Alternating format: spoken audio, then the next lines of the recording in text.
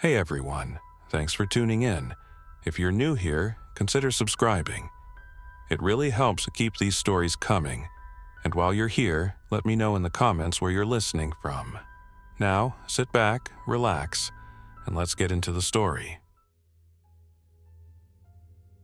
My name is Alan Prescott, and I was the director of the Central Intelligence Agency when the world began to fall apart. That title used to mean something. Power, access, secrets. Now, it's just a memory, echoing in a world that no longer cares about clearance levels or chain of command. The morning started like any other. Layers of security, routine briefings, and the constant hum of tension that comes with watching the world from the inside out. But something was off. I noticed it the moment I walked into the Situation Room. Deputy Director Mills was already there, eyes red, jaw tight. A coffee cup trembled slightly in his hand, not from the caffeine, but from something deeper. Fear, maybe. Not the kind you get from a failed op, something worse. "Sir," he said, voice low, "you need to see this." He handed me a classified file with a red stripe across the top.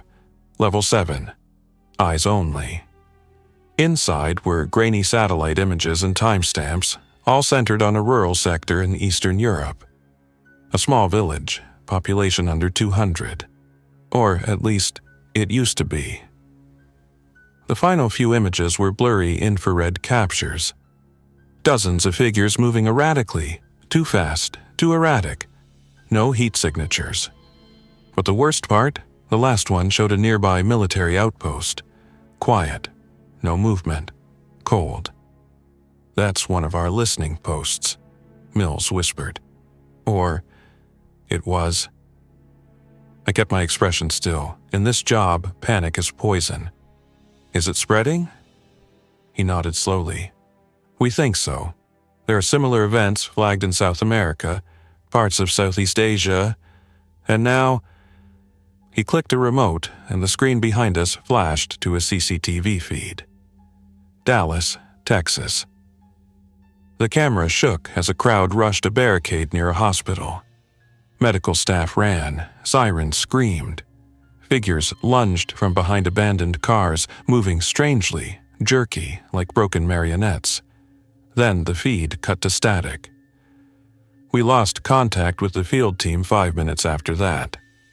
I stared at the screen, feeling the weight of it settle on my shoulders. Get Homeland on a secure line. Bring in the Joint Chiefs. This isn't regional. "No, sir," Mills said. "It's not." It wasn't just an outbreak, it was an unraveling. Something that bypassed our intelligence nets, slipped through every warning system we had. We trained for everything. Cyber attacks, coups, even nuclear escalation, but not this. Because how do you plan for the impossible?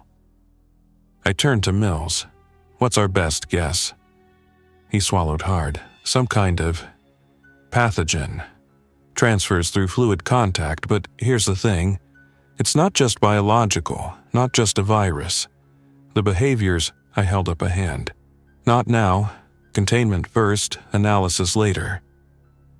I left the room and headed for Sublevel 3, the crisis vault. That's where the real plans were kept.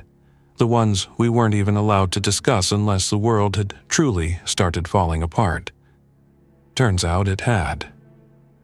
As I walked the sterile corridors, flanked by armed agents, I tried to keep my mind focused. Every step echoed louder than the last, not because the halls were empty, but because I already knew how this would play out. We were no longer the ones pulling strings.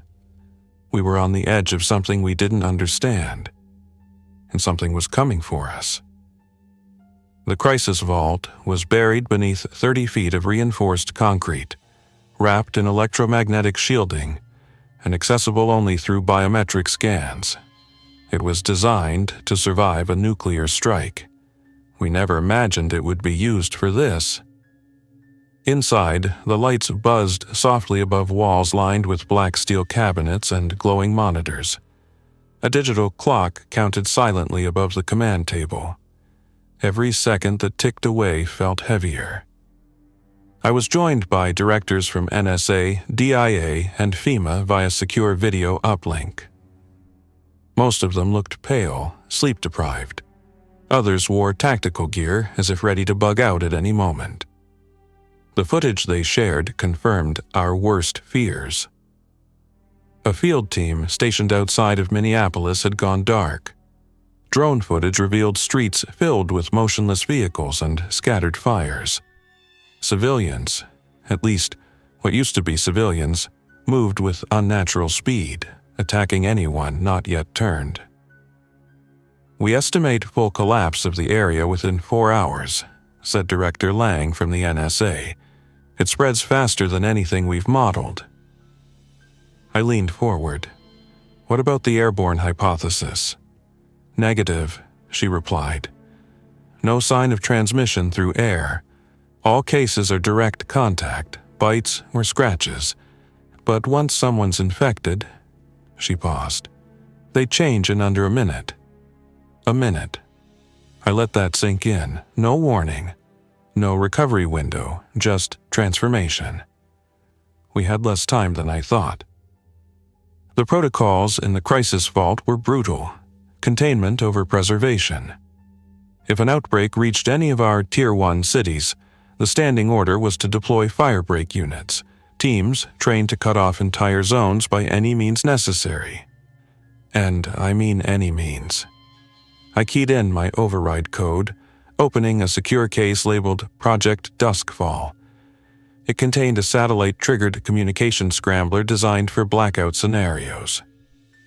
"Are we at Duskfall levels already?" Lang asked, alarmed. "We don't have the luxury of waiting," I said. "If the wrong people start broadcasting panic, it's over before we can respond." I hesitated before continuing. "We need to shut down social networks, choke mobile towers, isolate cities digitally before they fall physically." No one argued. That was the scariest part. Just as I activated the scrambler sequence, my satellite phone buzzed in my pocket. Only one person had that number, Eleanor, my daughter. I stepped away from the group, pressed the phone to my ear. "Dad?" Her voice was trembling. "Ellie, where are you?" "Georgetown. Something's going on outside my dorm. People are screaming. Someone just jumped from the library window. There's blood." My heart sank. Washington, D.C. wasn't just our capital, it was home, and it was already unraveling. "Ellie, listen to me very carefully. Go to the emergency stairs. Don't take the elevator. Lock yourself in the top floor janitor's closet. You remember the one from when we helped you move in?" Yeah. "Stay there. I'm sending someone." I hung up and turned to Mills, who had followed me out. "Activate Operation Red Halo. I want an extraction team at Georgetown in 20 minutes. He blinked.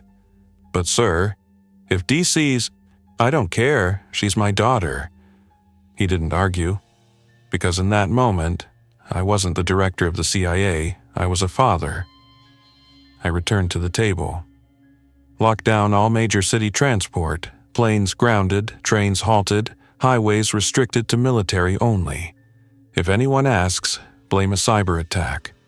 We buy time or we lose everything." Then came the words I didn't want to say. "We initiate Stage 1 of the Burnback Protocol." The room fell silent. Even Lang just stared, her lips parting but no words coming out. Stage 1 meant evacuation of critical leadership, destruction of sensitive intel, and redirection of all remaining assets toward survival, not victory. Because there would be no victory, only endurance. But as I signed the digital authorization, a single question pounded in my skull. What caused this? It wasn't just a random mutation or a bad lab accident. We would have known. We monitor every biological facility on the planet. We track whispers before they become words. And yet, this felt engineered. And if it was, then someone knew. and I needed to find out who. The burnback protocol had been set in motion. Transport grids were choking, satellites were shifting into blackout mode, and military assets were being repositioned under the guise of national training exercises. But while the world above tried to hold its breath, I was pulling deeper into the shadows. We had an operations archive, off the books, off the grid, called the Cold Vault. Only 5 people alive even knew it existed. That's where we kept the missions that never happened. Files so sensitive they weren't stored digitally, only on acid-free paper, sealed in pressurized containers and locked behind biometric gates. If there was ever something we missed, something we buried too deep, it'd be there. Mills and I rode the sub-level elevator in silence. When the door opened, the lights flickered, motion activated. The air smelled like dust and old metal. I walked straight to Section 9, Biological Operations. My hands trembled slightly as I pulled the cabinet open. That's when I found it. Black folder, no seal, just a name. But I knew that name. It was a ghost project, scrapped nearly a decade ago. According to the official record, it was an attempt to engineer adaptive soldiers by using dormant neural pathways, enhancing reflexes, pain tolerance, and survivability under battlefield conditions.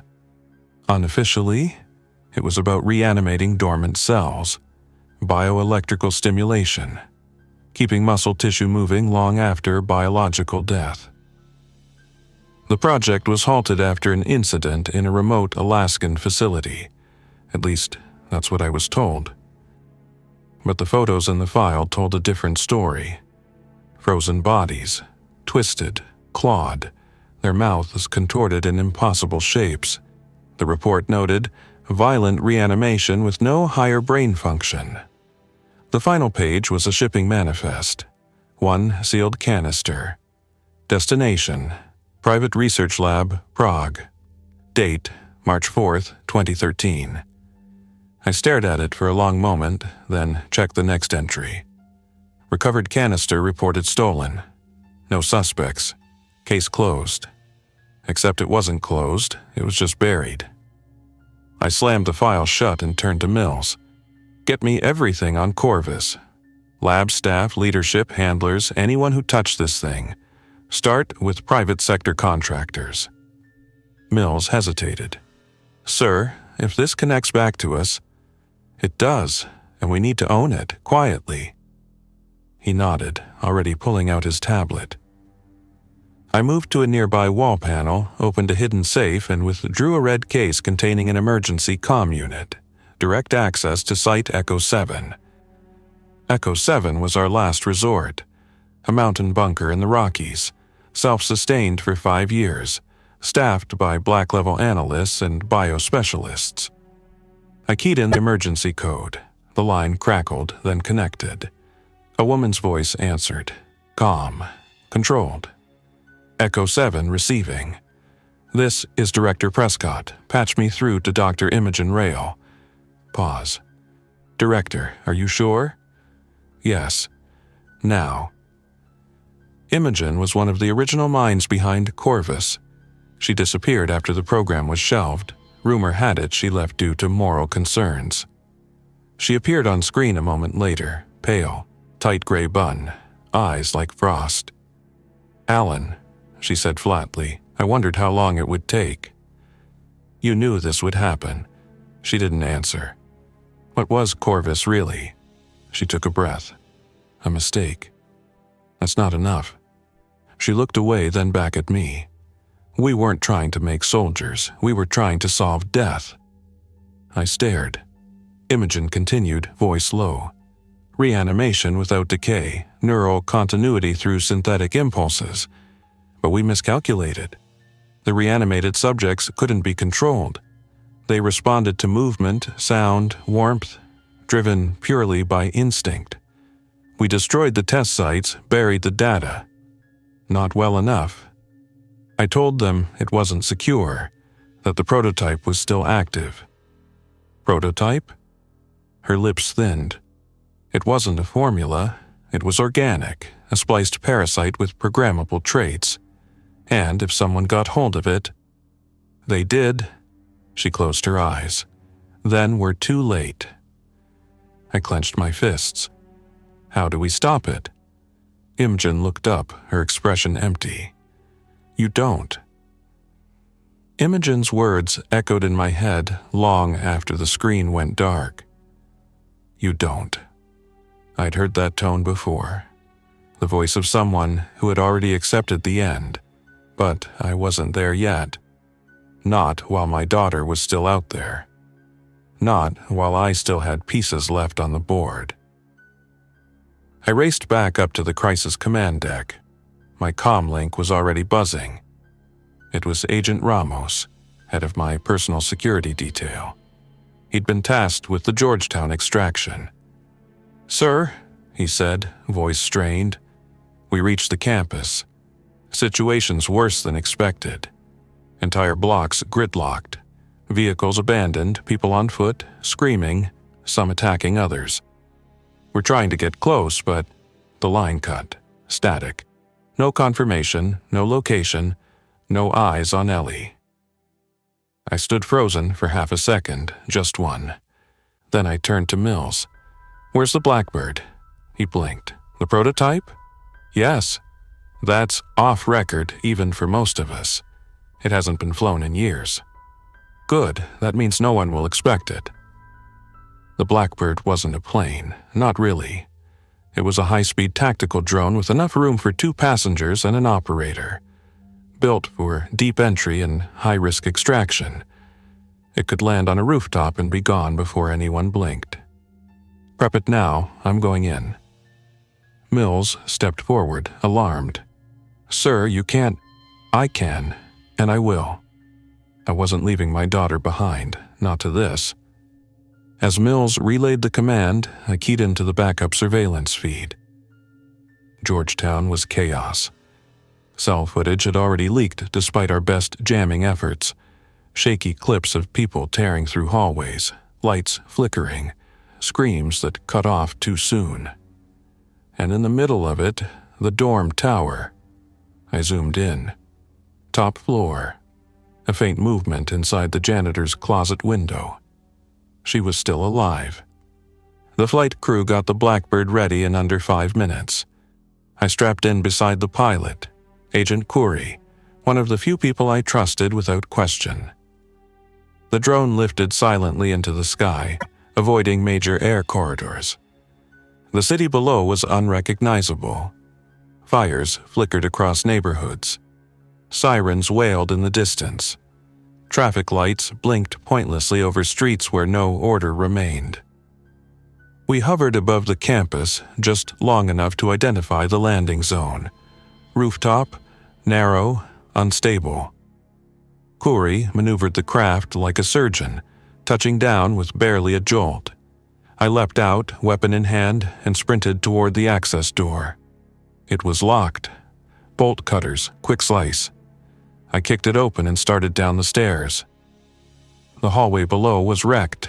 Broken glass, paper scattered, blood smeared on the walls in wide arcs. But no bodies. Just silence. Too much silence. I called her name, quiet, controlled. "Ellie." Nothing. I reached the door to the janitor's closet. My hand hovered over the handle. Then it opened from the inside. She was there. Eyes wide, pale, shaking, but alive. "Dad?" I grabbed her and held her tight just for a second. Then I saw the shadow behind her. Something lunged. Instinct kicked in. I fired twice, center mass. The thing crumpled, twitched, and then got up again. I emptied the rest of the clip into its legs, blowing out the joints. It kept crawling. I kicked the door shut and pulled her with me back up the stairs. Khoury had the engines running. As soon as we cleared the roof, he opened the hatch. We threw ourselves inside and lifted off. The crawler reached the ledge just as we took off. It fell, hard, and didn't move again. Ellie clutched my arm. "What's happening, Dad?" I couldn't lie, not now. "Something bad, but I've got you. We're not done yet." As we flew back toward the black site, I looked down on the city. DC wasn't falling. It had already fallen, and the world wouldn't be far behind. The return flight to the black site felt longer than it should have. Not because of the distance, but because of what was coming next. Ellie didn't say much. She sat beside me, wrapped in one of the thermal blankets we kept on board, her hands still trembling. She stared out the window, watching the burning skyline fade behind us. I didn't know how to explain it to her. How do you tell someone their world has ended in less than half a day? The moment we landed, Mills was waiting for me, his face tight, jaw locked. "We have a bigger problem." I followed him inside, Ellie right behind me. He led us to the secure comms room. A tech pointed to one of the monitors. "We've intercepted something. Signals bouncing between military satellites. Not ours. Foreign, maybe. But it's using old CIA encryption keys." He hit play. The voice that came through was warped, filtered, mechanical, but the cadence was human. "Control achieved, Phase 1 complete. Phase 2, urban fracturing begins within the hour. Opposition expected. Engagement authorized." I stared at the screen. The signal was timestamped 30 minutes ago. Location, Chicago. "They're using our satellites?" I asked. The tech nodded. "Yes, sir, and they know how to hide." "Who's they?" He didn't answer, because none of us knew. Mills pulled me aside. "Sir, we ran that Project Corvus personnel list like you asked. We cross-referenced contractors, staff, private labs. One name kept popping up, not on payroll, but always nearby." He handed me a dossier. "Name, Dr. Adrian Kell, former biotech consultant. Unlisted in official project records. Suspected ties to PMC front companies. Believed to be dead 6 years ago. Plane crash over the Baltic. Except the body was never recovered." I flipped through photos. Surveillance stills, a lab in Singapore. A research facility in rural Estonia. He was always just outside the spotlight, moving like someone who knew what to avoid. Mills continued. "If he stole the prototype parasite, he might have had years to modify it." "Engineered chaos," I muttered. This wasn't just about the parasite, it was about control. The pieces were falling into place. Someone had used Corvus not as a weapon but as a test. Cities weren't the target. They were labs. Test chambers. And the enemy wasn't walking through the streets like the infected. They were watching from above. Ellie sat in the corner of the room, silent. Her eyes never left the floor. I walked over and knelt beside her. "Hey, I know this is a lot, but you're safe now, you hear me?" She nodded slowly. "That thing, in the closet. It was one of my professors." I didn't know what to say. So I didn't. Instead, I turned back to Mills. "What's the closest secure airfield?" "Raven Rock." "Prep a jet. We're moving to Echo 7. Raven Rock was a hardened mountain facility in Pennsylvania, built for this exact type of event. And Echo 7 was deeper still, connected by underground transit lines. If there was any place left untouched, it was there. Before we left, I gave a final order to the Black Site team. Scrub everything, lock it down, then vanish. Because from here on out, we weren't running an agency. We were trying to outlast a war. We reached Raven Rock by armored convoy. Military escorts peeled off halfway, rerouted to some other fire spreading up north. Word was Boston was losing control. Highways jammed, bridges overrun. We rode the rest of the way in silence. Inside the facility, Echo 7's team was waiting. Analysts, engineers, biochemists, all hand-picked, all loyal. Or so I hoped. Dr. Imogen Rail met us at the platform. "I saw the signal," she said without a greeting, "and I think I know what's next." She handed me a map of the continental U.S., overlaid with red pins. Chicago, Atlanta, Phoenix, Portland. "Transit hubs," she said. "Large enough to spread the infection fast, but not so large that full attention gets drawn immediately. The idea is slow saturation. Collapse the periphery. Let the center rot from the inside. How do we stop it?" She looked me dead in the eyes. "We don't. We beat it by predicting the next move. This isn't a virus, it's a strategy. A game of chess. And we'd already lost the opening." Echo 7 felt like a time capsule, untouched by the chaos above. Smooth white halls, humming air systems, and walls lined with screens that never blinked. But the silence was deceptive. Everyone here knew we were staring down something far worse than any enemy we'd ever faced. Dr. Rail led us to the strategy room. A war table shaped like a spider's web, each node pulsing with live feeds, comm logs, and satellite data. "We've confirmed Phase 2, she said. "They're calling it Urban Fracturing Isolate City Grids. Disrupt communication. Let panic do the rest." Mills spoke up from the corner, tapping his tablet. "Sir, we've got a ping on Kel." My pulse jumped. "Where?" "Video surfaced 20 minutes ago, encrypted channel, deep web. He's speaking, sort of. Watch this." He played the clip. The image was grainy. Black background, a figure seated in shadow, face hidden behind a blank, matte white mask. No mouth, no eyes. Just smooth bone white with thin black slits where the ears should be. The voice was distorted, almost hypnotic. "This is not the end. It is a new calibration. We break the wheel to rebuild what comes after. Your leaders lied to you. They feared truth. We gave them answers, and they locked the door.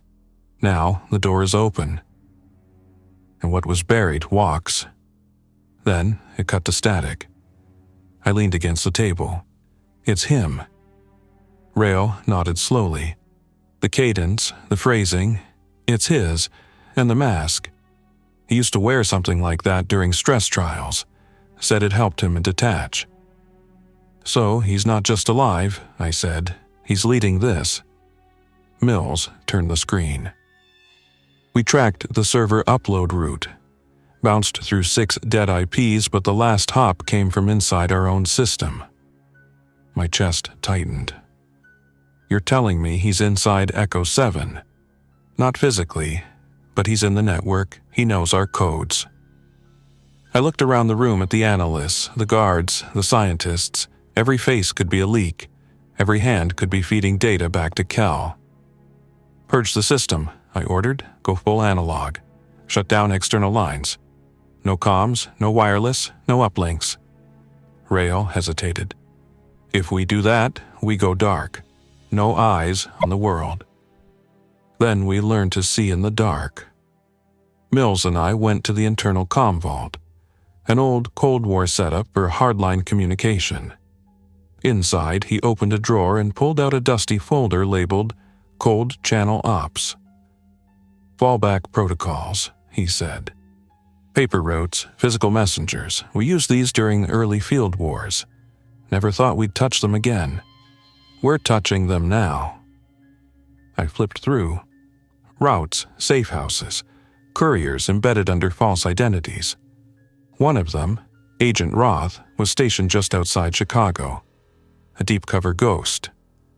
If we got him the right message, he could sabotage the next outbreak phase. "Get it to him," I said. "Fast."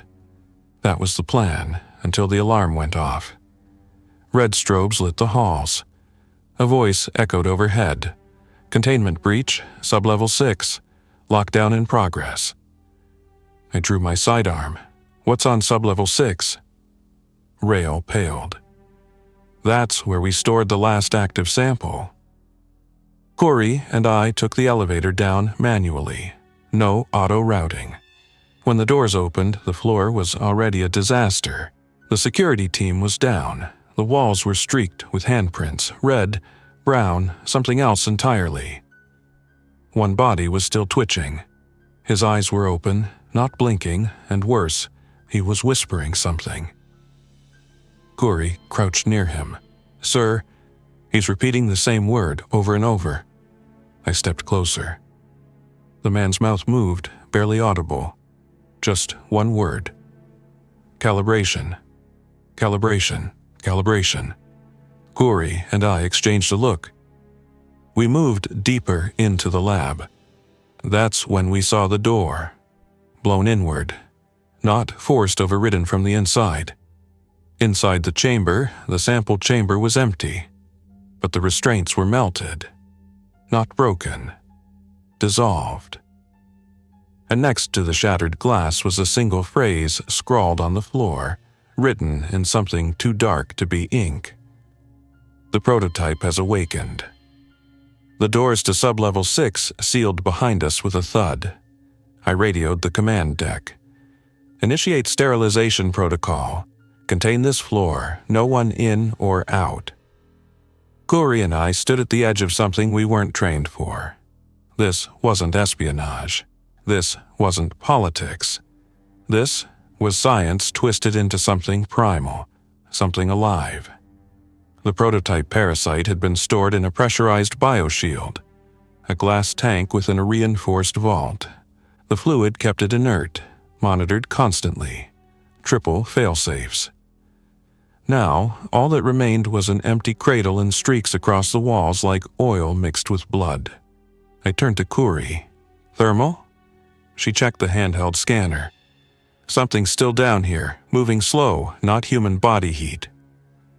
We followed the signal through the corridors, step by step, deeper into the dark. The lights were flickering overhead, irregular power drains, like the building itself was being drained. Then we found the first sign. A shredded lab coat, then a boot, then the rest. One of the scientists, but his body hadn't been torn apart, it had been hollowed. I don't know how else to put it. His skin was intact, but his insides were just gone, like something had seeped in and unraveled him from within. His face was locked in a silent scream, hands clutching the air. Corey whispered, "Sir, it didn't attack him. It used him." We kept moving. Whatever the prototype had become, it wasn't mindless. It was hiding. Waiting. Then the lights went out completely. For 5 seconds we were in pitch black. When backup lights kicked in, I saw it. Not clearly, just the outline. 10 feet ahead, half human, half fluid. Its surface shimmered like mercury, parts of its form shifting. It had no face, but there was something in its posture awareness. I raised my weapon. It vanished, moved like vapor into the ceiling duct. Gone. Corey and I didn't wait around. We climbed back to the elevator and sealed the sublevel behind a reinforced door. I keyed in a code that hadn't been used in decades. "Protocol Nightlock," I told Central Command. "Purge the entire level, gas and burn." A pause. Then a quiet reply. "Yes, Director." I watched on the monitor as fire filled the corridors, flames racing along walls and floors, bodies turning to ash. But in the middle of it, on one of the heat cameras, something moved. Still alive. Still adapting. I turned away. Back in the command room, Mills greeted us with bad news. "Sir, we lost contact with Roth in Chicago. Courier never reached him." "What happened?" We intercepted chatter. New broadcast from the man in the mask. He announced the next wave. New York, 4 hours. Manhattan is already showing signs of spread. My throat tightened. What kind of signs? He showed me traffic cam stills. A child walking alone at 3 a.m., blood smeared across her chin. A man in a subway station punching his own reflection. A street performer standing motionless, surrounded by people lying completely still. The infection wasn't just spreading physically. It was affecting behavior. Dr. Rail entered with an older briefcase in hand. I think I know why it's accelerating. I went back through the old Corvus research logs. Kel wasn't just modifying the parasite. She opened the case. Inside was a brain scan. Neural sync trials. He was trying to connect the hosts, a hive network. Like ants? Corey asked. Rail shook her head. More like a shared dream. One signal, one will. That's why the infected aren't mindless. They're coordinated. They don't just react, they act together. And worse? If the prototype we just lost was the first node, it could be transmitting to all of them, evolving their behavior in real time. I rubbed my temples. So, we're not just fighting a parasite. We're fighting intelligence. The man in the mask wasn't leading it. He was serving it. Outside, the storm had started. Real clouds this time, lightning arcing across the sky, rain coming down in sheets. We had one card left. Rail called it Black Echo, a psychic disruption frequency developed during a shelved mind control program. It had been deemed too unstable, too unreliable. But if it could sever the link between hosts, it might be the only shot. Problem was, the signal could only be broadcast from one place. A satellite array in the Catskills, and it was outside all secure zones. We'd need to go there ourselves, Rao said. Manually upload the pulse. Extraction window, I asked. 10 minutes, tops. After that, the signal would overload and burn out. Mills looked at me. That's a one-way trip. I nodded. Then we pick the right team. Kuri stepped forward. I'll fly it. Rail added, and I'll calibrate the pulse. Everyone turned to me. I looked at Ellie, asleep on a bench nearby, curled under a blanket. I wouldn't leave her again. But if this worked, she might still have a world to wake up in. We left Echo 7 just past 4 a.m. Rain hammered the landing pad as the Black Ops helicopter lifted off. Kuri flew low and fast, threading between storm fronts. Dr. Ryle worked silently beside me, finalizing the Black Echo signal code on a hardwired drive the size of a deck of cards. Mills stayed behind, holding the fort. I left Ellie in his care with instructions. If we don't come back, don't wait. Get her out. Find higher ground. Trust no one. He nodded. I'll keep her safe. I believed him. We reached the Catskills by 4:37 a.m. The satellite uplink station was hidden inside an old Cold War observatory, abandoned on record but operational behind the scenes. The place had a stillness to it, a quiet, like the air was holding its breath. We landed hard. Kuri and I cleared the perimeter while Rail unlocked the vault. Inside, everything was analog. Dials, levers, and copper coils. The kind of place where the past was still fighting to stay relevant. She hooked the drive into the uplink. We have 8 minutes once I trigger this. Any longer, and the signal will cook the array. Kuri manned the security console. Movement on the ridge, 3, no, 4 incoming, fast. Hostiles? I asked. She zoomed in. Not military, infected. And they were running. That's the worst part about the ones in the second stage. They don't shuffle, they sprint. Kuri held them off as long as she could. Precise, disciplined bursts, but they didn't stop when hit, didn't hesitate. It was like pain didn't register. Or maybe they were just too connected to feel it. They got too close. One made it past the outer fence. leapt like a wolf through broken glass. Corey met him head-on. She went down fighting. I wanted to drag her back, but Rail screamed, "Signal's ready!" I sprinted to the control panel and hit the final switch. The uplink tower came to life. Lights flared. The signal roared through the structure like a shriek. Every surface vibrated. Even the rain outside seemed to tremble. Rail was shouting, her voice barely audible. "It's working! Neural disruption confirmed. Link interference spreading. It's spreading!" Outside, the infected froze mid-run. One dropped, then another, then all of them. Just collapsed, like puppets with their strings cut. I stared through the cracked window as a wave of silence rolled across the hills. But it didn't last. The speakers inside the observatory came to life, though no one had touched the comms. A voice. That voice. The man in the mask. "Did you think this was the end? We are the next phase. You tore the roots, but the seed has already scattered. And now, you've broadcast it." Rail's eyes went wide. "What's he talking about?" The screen behind her lit up. Unscheduled signal feedback, global. The pulse we sent wasn't just received by infected hosts. It bounced, amplified.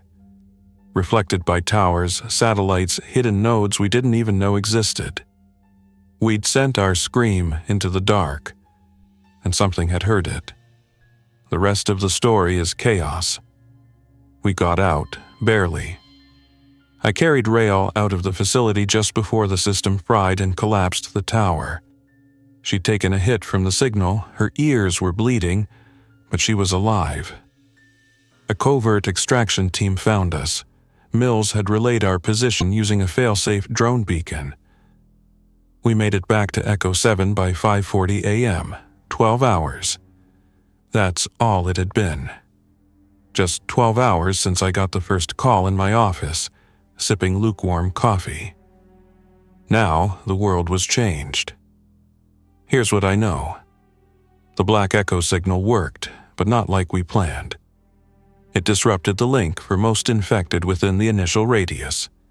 Gave survivors time to regroup, barricade, fight back. That mattered. But it also awakened something deeper, something Kel had prepared for. He wasn't trying to win in 12 hours. He was just making sure the right frequency was found. The pulse we sent? That was his key. Now others can hear it. He calls them the calibrated. And they're not infected. They're volunteers. Ellie and I are underground now, moving from zone to zone. I no longer hold a title, but I still have purpose. We broadcast warnings when we can. We smuggle out scientists, code breakers, and anyone who remembers how to survive off-grid, and we burn every trace of Kel's network we find. But the man in the mask? He's still out there. He doesn't show up on cameras anymore. Now, it's just the signal. A low humming tone that shows up in white noise. Sometimes it plays on abandoned radios. Sometimes in static between TV channels. Once, I heard it coming from a child's toy. Same tone, same rhythm. And sometimes, only when it's very late and very quiet. I swear I hear it whisper, "Calibration complete." Sometimes it plays on abandoned radios. Sometimes in static between TV channels. Once, I heard it coming from a child's toy. Same tone, same rhythm. And sometimes, only when it's very late and very quiet. I swear I hear it whisper, "Calibration complete." Thanks for listening. If you enjoyed this story, don't forget to like and subscribe. Your support keeps these creepypastas coming. Until next time, stay alert, stay safe, and never ignore the feeling that something is watching.